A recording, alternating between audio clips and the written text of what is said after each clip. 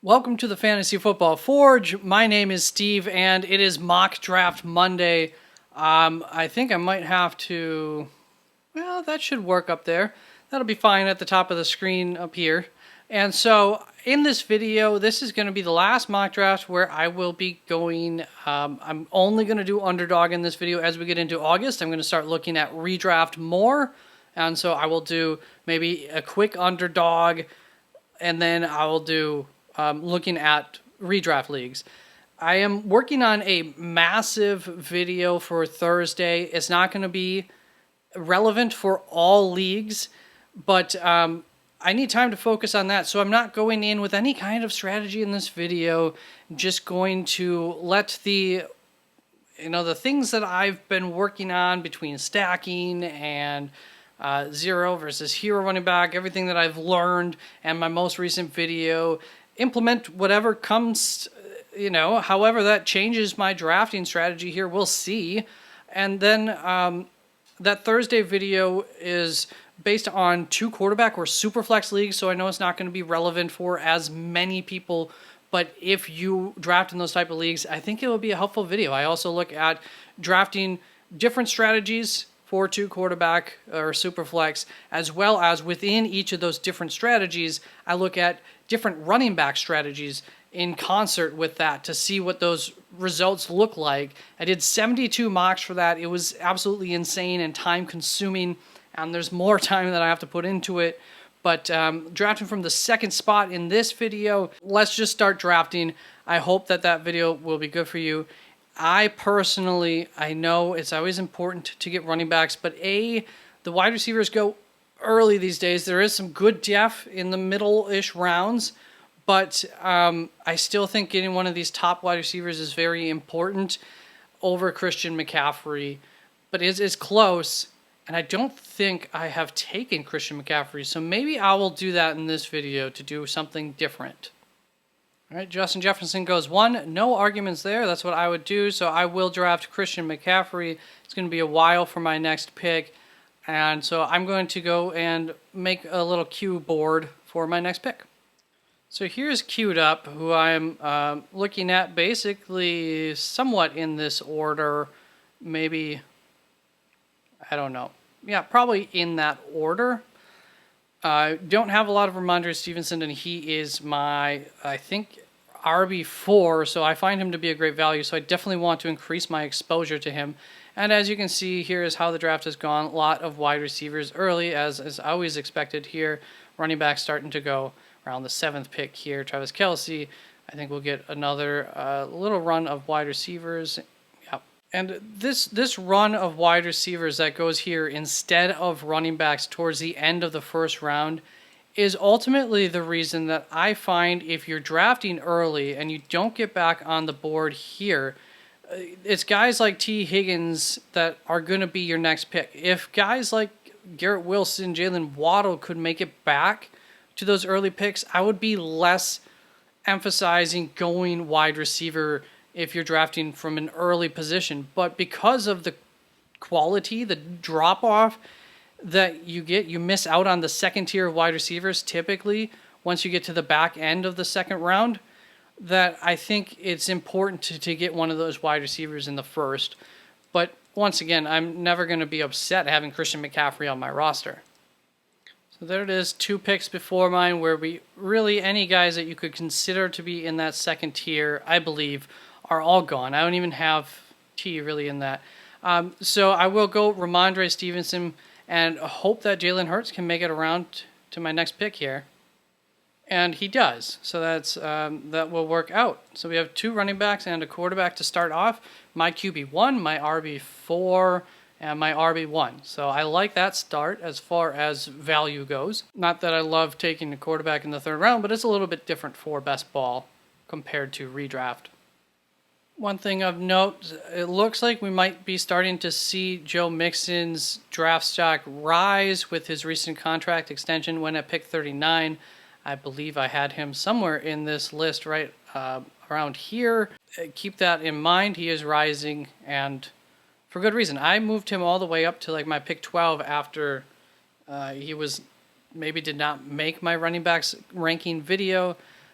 Once it just looked like my hopes for Chase Brown were crushed, just weren't going to, be happening. And so I think he's still just working his way up. But with that contract extension, I would expect to really see that start to rise. Mari Cooper just goes one pick before me. That would have been great. He's my wide receiver 12. Terry McLaurin, somebody that I know I have ranked fairly high, so we will go there. We need a wide receiver. Between Christian Kirk and DJ Moore at wide receiver, could go Justin Fields, but we do have Jalen Hurts. Not that I think it would be terrible to have both of them, but we need to fill out these wide receivers. Believe I have Christian Kirk ranked higher. I feel more comfortable with that overall on a week-and-week basis. DJ Moore might have a little bit of a higher ceiling than Kirk, but I don't know. It's going to require to see more from the passing game it's more of a projection, I suppose, for Justin Fields as far as DJ Moore goes than Christian Kirk from Jacksonville. We can expect that offense, I think, to be pretty great this season. There's a little bit of a projection that goes into that, but not as much. All right, so I'm prepping my board for my next pick. This is the order I currently have it in. Just thinking of stacks here, because Jalen Hurts we cannot stack, and so that did influence the order that I have these in a little bit maybe. But Tyler Lockett I have very highly ranked. Kyle Pitts is my tight end 3. Purely that's really a projection, but I have enough conviction on that, and I think that the upside is there for him to break out absolutely this season and be. I think he has the number 1 tight end potential within him if things really were to click well for that offense this season. So I don't have a lot of them, so I wouldn't mind getting him on a roster here. So the question is, I think, to me, the difference between Kyle Pitts and potentially some of the other tight ends is greater than I'll take any of these guys, so I will grab Kyle Pitts. And now that gives me, between Washington and Atlanta, one good, one selection late for a stack. So I kind of know where I'm going to take my quarterback. And Kirk Cousins and Jordan Addison wouldn't be nice. It's better than the Treylon Burks stack. So I think we have our quarterback targets decided now. Wouldn't mind getting Kirk Cousins and then Sam Howell late. And we pair that up with Jalen Hurts. We expect to be able to do good most weeks. We get a little bit of a floor and probably a ceiling shot now and then. Maybe Sam Howell could contribute 1 to 3 weeks or something if these two can stay healthy. So just looking ahead, prepping for my next turn. These targets are just still available here. Treylon Burks, Gabe Davis, Quentin Johnson. We're at pick 86, starting to fall there. Alvin Kamara, James Cook, I'm thinking ahead. I'm going to have to take Kirk Cousins around the next turn. So that leaves one spot, and I would like to get another starting running back. Alvin Kamara is going to have some sort of suspension. We now expect that there's a decent chance that that'll be less than the 6-game suspension that was always possible based on recent news. Not going to get Alvin Kamara, so I would like a starting-ish running back yet, if possible. James Cook, would Dalvin Cook make that? I don't know. But then we get into a bit of a wide receiver desert between my next 2 rounds where we can wait there. So I would prefer to get a running back here if possible. All right, so James Cook, Rashad Penny, A.J. Dillon. James Cook, we think will be the starter, so we'll go with James Cook here. Week 13 bye, so we're looking good on the bye weeks there as well. And we'll come around and take Kirk Cousins, assuming he's still there in 2 picks. So I will be bypassing on Anthony Richardson. Look at that, 2 quarterbacks taken. I will be bypassing Anthony Richardson. Do you think that he has the higher ceiling? He could finish as a top 8 quarterback. So passing up more points to get this stack, which, is it worth it or not? I'm not 100% sure, but I think they're close enough between the risk of Anthony Richardson that I will go that route this time around. Once again, this isn't my only mock draft that I'm doing on this website, so we'll spread our seed a little bit as well. Kirk Cousins is definitely not a target of mine normally. So as we're coming up to my next pick, recap of the roster. I have Jalen Hurts, Kirk Cousins, planning on going Sam Howell late to stack up with Terry McLaurin. Then we have Christian McCaffrey, Ramondre Stevenson, James Cook, so looking pretty good at the running back. I did have Devon A-Chain up here is where I would have gone, but we can wait there anyways. And wide receiver, only have 3 so far, so definitely want to fill that out. But I really want to get some Greg Dulcich, so there's a decent chance I will go wide receiver, tight end here. And I'm up on the board. Romeo Doubs, Nico Collins. I'm warming up on Romeo Doubs more and more, but who has more upside? I think, you know what? I don't have any Romeo Doubs. By week 6, let's grab Romeo. Looking at these wide receivers, I do have Juju's injury is probably going to make me lower him a little bit on my draft rankings. Odell's not too bad, not high up on Sky Moore over there. Rondale Moore is not too shabby. I'm okay with passing up on those running backs. Chig gets taken.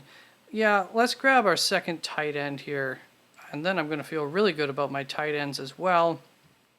I'm very high up on Greg Dulcich and Kyle Pitts compared to ADP. So I'll see you around the next picks. All right, on the board,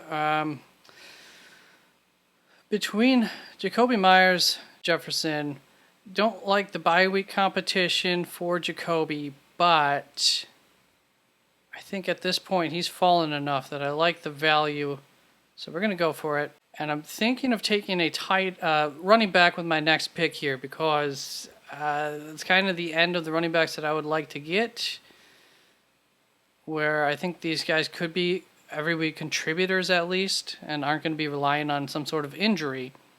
And I'm going to be going probably a little bit heavy at wide receiver late. I think I'll stick with 2 tight ends. So this will probably lock that strategy in. Tyler Algier, or we'll go for Tyler Algier. You just have at least that if there's an injury upside to it. And I think he's going to have a role on that offense anyways. So that's kind of the strategy I'm thinking of now is I might just go 2 tight end on this roster, grab an extra wide receiver along the way, and just to bolster that up since we did go heavier running back early, got a wide receiver, quarterback early.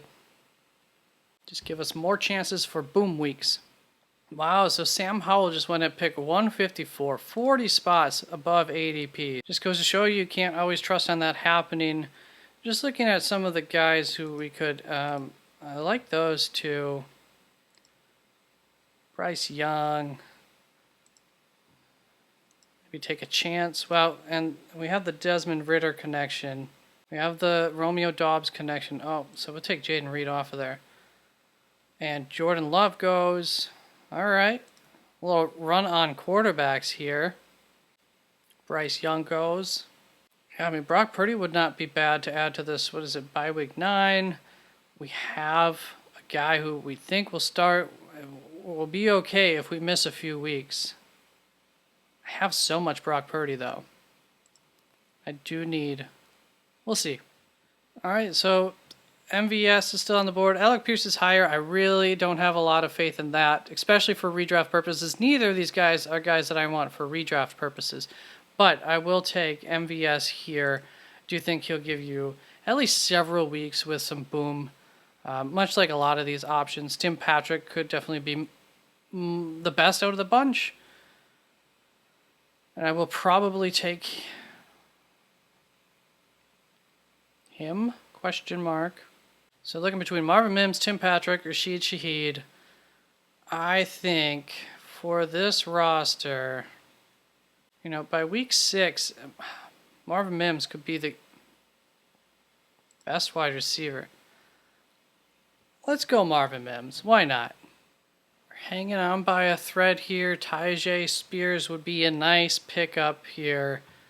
And then we'll probably secure our quarterback. Tyjae goes. So we'll just secure our quarterback here. Desmond Ridder. And then we'll take Mecole Hardman. I think that he has a chance to be a little bit more valuable, especially in this type of league, than we're thinking. And I've really been avoiding players with the week 13 bye for the wide receiver spot. So that'll give me some more bye week versatility there. And we'll finish it up with a running back. Probably, I think I'll go Deuce Vaughn. I was just looking at the draft board and I noticed this guy's name, Shelby M. Vaughn. And just before he took Vaughn, I'm like, oh no, he's going to take Vaughn. So I was going to show you running backs that I'm not taking purely because of their bye weeks. Zamir White, Dwayne McBride, what's his name from New England would have been on that list. So like Israel Ibanaconda. I mean, Zach Evans is an interesting one. Eric Gray could be an interesting one, but he has a week 13 bye. Kieran Williams is right up there with Zach Evans, is same level of interesting. Keaton Mitchell, I like, but it'll be a while before he can be anything. So, question is Israel Ibanaconda or, yeah, I mean, I would think Breece Hall has a higher chance of re-injury. Man, we'll do it. Israel Ibanaconda joining the roster. You know, I don't know why I kept looking over Josh Kelly. That would have been a very nice.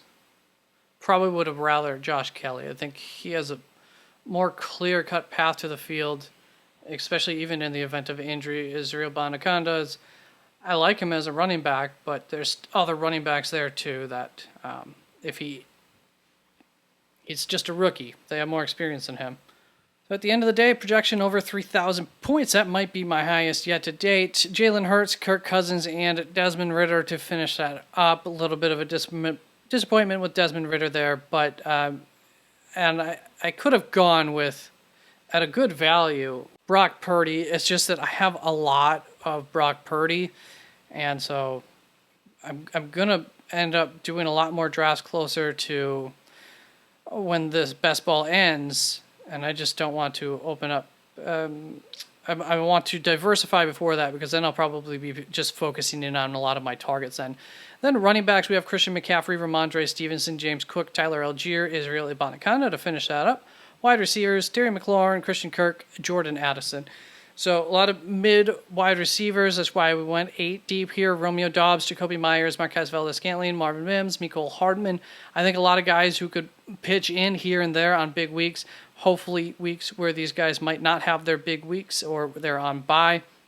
And I do think I really like my tight ends and Kyle Pitts and Greg Dulcich. If they could reach their potential that I think they might, I would be very much set here as long as they don't get injured.